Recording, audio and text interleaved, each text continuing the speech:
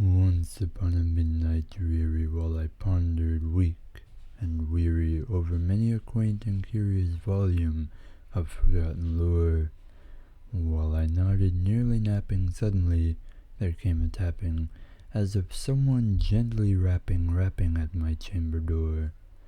"'Tis some visitor," I muttered, tapping at my chamber door. Only this, and nothing more.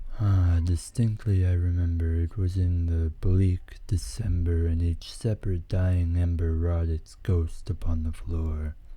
Eagerly I wished the morrow, vainly I had sought to borrow from my books surcease of sorrow, sorrow for the lost Lenore, for the rare and radiant maiden whom the angels name Lenore, nameless here for evermore.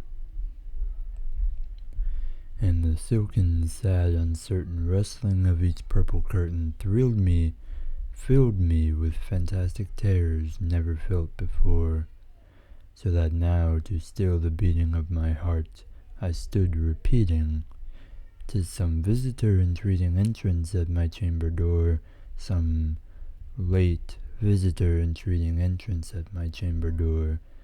This it is, and nothing more." Presently my soul grew stronger, hesitating then no longer.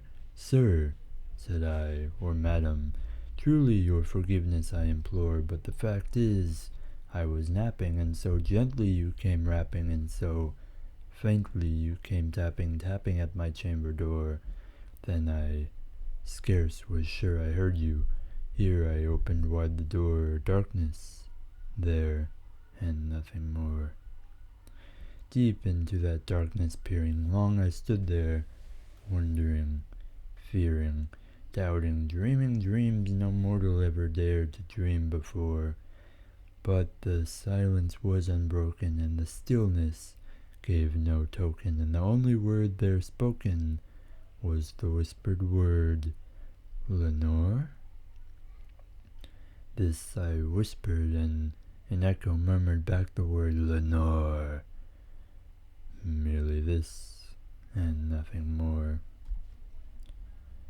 Back into the chamber turning, all my soul within me burning, soon again I heard a tapping, somewhat louder than before. "Surely," said I, "surely that is something at my window lattice. Let me see, then, what thereat is, and this mystery explore. Let my heart be still a moment, and this mystery explore. 'Tis the wind, and nothing more." Open here I flung the shutter, when with many a flirt and flutter in there stepped a stately raven of the saintly days of yore. Not the least obeisance made he, not a minute stopped or stayed he, but with mien of lord or lady perched above my chamber door, perched upon a bust of Pallas just above my chamber door, perched and sat, and nothing more. Then this ebony bird beguiling my sad fancy into smiling by the grave and stern decorum of the countenance it wore. "Though thy crest be shorn and shaven, thou," I said, "art sure no craven, ghastly, grim, and ancient raven, wandering from the nightly shore. Tell me what thy lordly name is on the night's Plutonian shore." Quoth the raven, "Nevermore." Much I marveled this ungainly fowl to hear discourse so plainly, though its answer little meaning, little relevancy bore. For we cannot help agreeing that no living human being ever yet was blessed with seeing bird above his chamber door, bird or beast upon the sculptured bust above his chamber door, with such name as Nevermore. But the raven sitting lonely on the placid bust spoke only that one word, as if his soul in that one word he did outpour. Nothing further than he uttered, not a feather than he fluttered, till I scarcely more than muttered, "Other friends have flown before. On the morrow he will leave me, as my hopes have flown before." Then the bird said, "Nevermore." Startled at the stillness broken by reply so aptly spoken, "Doubtless," said I, "what it utters is its only stock and store, caught from some unhappy master, whom unmerciful disaster followed fast, and followed faster, till his song's one burden bore, till the dirges of his hope that melancholy burden bore, of nevermore." But the raven still beguiling all my fancy into smiling straight, I wheeled a cushioned seat in front of bird and bust and door. Then upon the velvet sinking, I betook myself to linking fancy unto fancy, thinking what this ominous bird of yore, what this grim, ungainly, ghastly, gaunt, and ominous bird of yore meant in croaking nevermore. This I sat engaged in guessing, but no syllable expressing to the fowl, whose fiery eyes now burned into my bosom's core. This and more I sat divining, with my head at ease reclining on the cushion's velvet lining that the lamplight gloated o'er, but whose velvet violet lining with the lamplight gloating o'er she shall press, nevermore. Then, methought, the air grew denser, perfumed from an unseen censer, swung by seraphim, whose footfalls tinkled under the tufted floor.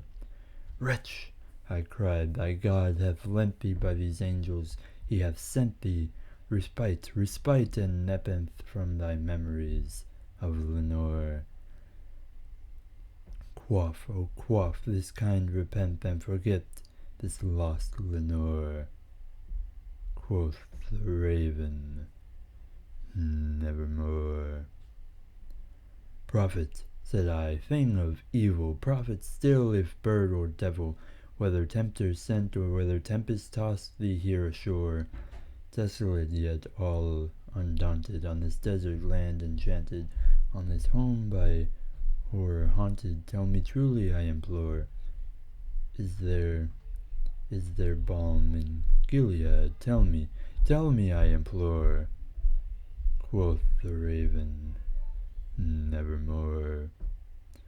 "Prophet," said I, "thing of evil, prophet still, if bird or devil, by that heaven that bends us above, by that God we both adore, tell this soul with sorrow laden, if within the distant Aidenn it shall clasp a sainted maiden, whom the angels name Lenore. Clasp a rare and radiant maiden, whom the angels name Lenore." Quoth the raven, "Nevermore."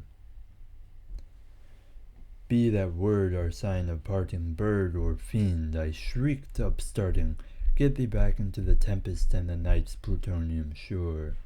Leave no black plume as a token of that lie thy soul hath spoken. Leave my loneliness unbroken, quit the bust above my door. Take thy break from out my heart, and take thy form from off my door."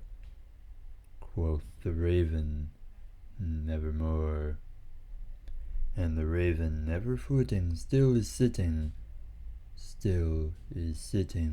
on the pallid bust of Pallas just above my chamber door, and his eyes have all the seeming of a demon's that is dreaming, and the lamplight o'er him streaming throws his shadow on the floor, and my soul from out that shadow that lies floating on the floor shall be lifted nevermore.